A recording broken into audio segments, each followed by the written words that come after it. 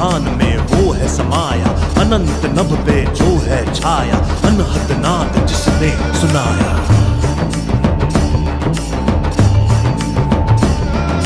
जल वायु धरती अग्नि आकाश अनंत हर राग रंग, डमरू नाद से सृष्टि बनाई, रचा दिव्य और भव्य प्रसंग।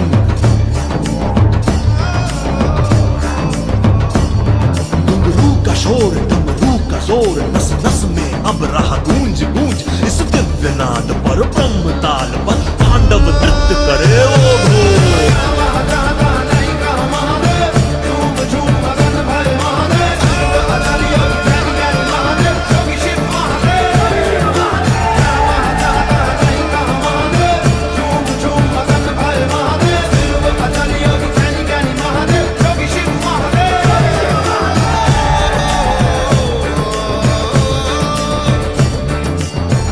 अनंत न आदि न अंत, जो पाप पुण्य से परे रहे, जो सोच की हदों तक फैला और सोच से परे भी रहे।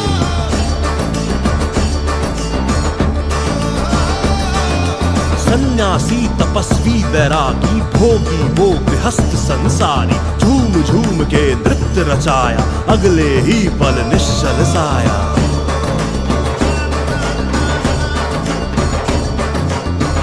योगी ने राह बताई, योग ज्ञान की भेंट चढ़ाई, योग पंथ की नींव रखी और योग क्रांति की आस जगाई।